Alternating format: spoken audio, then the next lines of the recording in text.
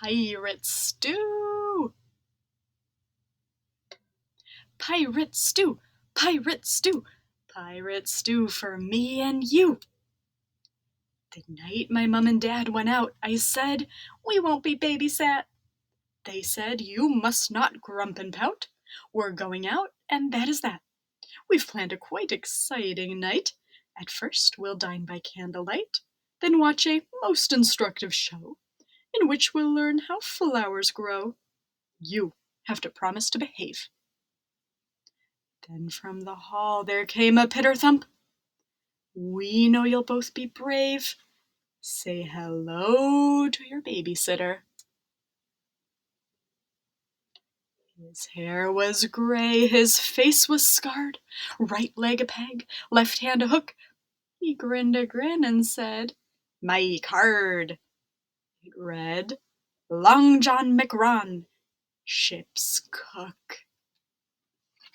Uh-oh. My mum and dad said, time to run. Mr. McRon is going to feed you. Long John said, mateys, you have fun, and we will call if we need you, which we will not. So off they zoomed. My sister whispered, we are doomed. My parents had not been gone long when someone knocked upon the door, and two cracked voices raised in song were joined by several voices more. The door was opened, in they came, a pirate crew. They were not tame. Now one was fat, and one was thin. One had a hanky on her head, one played upon the violin. 15 bad men upon a dead man's chest, and such like pirate ditties. My sister said, excuse me, when is dinner? Coming soon, my pretties, replied a pirate queen. So then the pirates headed for the fridge.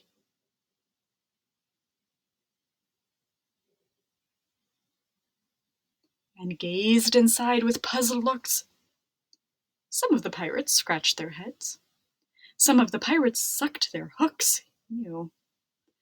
It's difficult to choose, said one. Impossible, began another. We have to feed 'em, Long John said. I told their father and their mother, we pirates always keeps our word.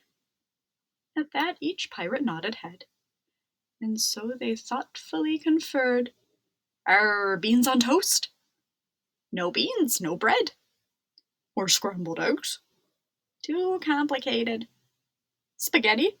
Looks like worms, one said. Old Long John thought. He hesitated. He said, me hearties, this is true. We ought to do what pirates do. We ought to make a pirate stew. Long John produced an ancient pot. He then produced a wooden spoon. We will serve it piping hot, underneath a pirate's moon. He beat his spoon against the pan, and with one voice they all began, shouting out most joyfully, now we're back home from the sea. Pirate stew, pirate stew, pirate stew for me and you. Pirate stew, eat it and you won't be blue. You can be a pirate too. Start with onions, start with carrots, add the seeds that feed the parrots. Pulverized with heavy pestles, leeks are good, except in vessels. Add a figurehead so curvy, and some limes to ward off scurvy. Half a dozen silver spoons, half a sack of gold doubloons. That's the stew that you'll get rich in. Here they danced about the kitchen. Add a haddock, fat or thin, splice the main brace, drop it in. Tumble in the smorgasbord, stir it with a pirate sword. Season it with mermaid's tears. sang the band of buccaneers. Cannonballs and red bandanas, pineapples and brown bananas, lucks from Davy Jones's luckers, blood and thunder shilling shuckers, add a slice of plank for walkin', and some extra R's for talkin'. All the seashells she sells surely, pop the lid on most securely. Cook it in a treasure chest, stir it till it tastes the best, serve it, eat it, and digest. Finally, one ancient codger said, "Hey, you've got a Jolly Roger!" So he threw that in as well. Then they rang the dinner bell. Pirate stew, pirate stew, pirate stew for me and you. Pirate stew, eat it and you won't be blue. You'll become a pirate too. But my sister said to me, "If you eat that pirate stew, you'll be what they say you'll be. You'll become a pirate too." So we left our bowls of stew, quite unnoticed by the crew, much too busy chowing down. Now, they cried, we'll go to town. For the house became piratic, sails billowed from the attic. All the pirates cried, "Ahoy! Raise the anchor, girl and boy." We went out into the garden, hauled the anchor off the railing. "As the moon's above the yardarm," called the pirates, "let's go sailing." They sailed that house about the town. They sailed it left, they sailed it right. They sailed it up, they sailed it down. They sailed it out into the night. They sailed our townhouse down the road. "Old freebooters never stop," sang the pirates. Then they spotted Sally's little donut shop.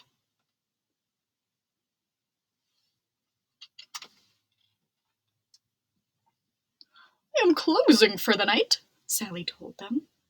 But the crew shouted, "We are pirates bright, here to do what pirates do. Hand over your doughnuts, hearties.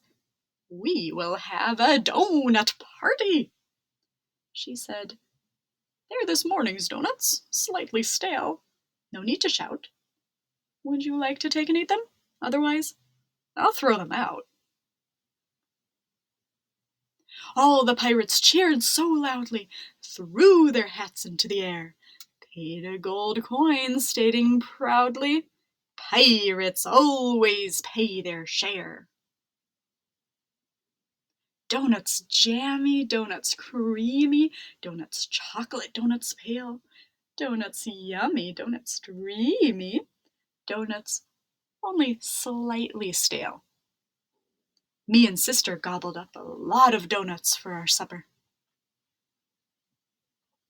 Then we dropped the pirate crew beside the saucy treasure chest, where pirates guzzle rum and do whatever pirates do the best. And as Long John steered us homeward, buccaneers called, "Total pep!" Soon we anchored in our garden, in our house, our home, our ship. Parents tiptoed in and found us, sitting on the kitchen tiles. We were terrified they'd ground us. Not this time. They were all smiles. Long John told us that, as kids go, you're the cream of any crop. Then they spied 2 dinner bowls, untouched upon the countertop. My mum said, "Gosh, that smells like stew. We are both still peckish here." I told them, "No, they aren't for you. They're more or less a souvenir." "What luck!" cried Mum. "Oh, good," said Dad.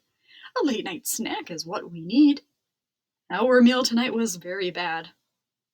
"Let's snack," said Dad. Said Mum, "Let's feed." We yelled, "That's what you must not do." Too late. As one they spooned and scuffed. Yum yum, they said, it's scrumptious stew. Now hoist the pirate flag aloft. And that is why, since then, we've had a pirate mom and pirate dad. Pirate stew! Pirate stew! Pirate stew for me and you!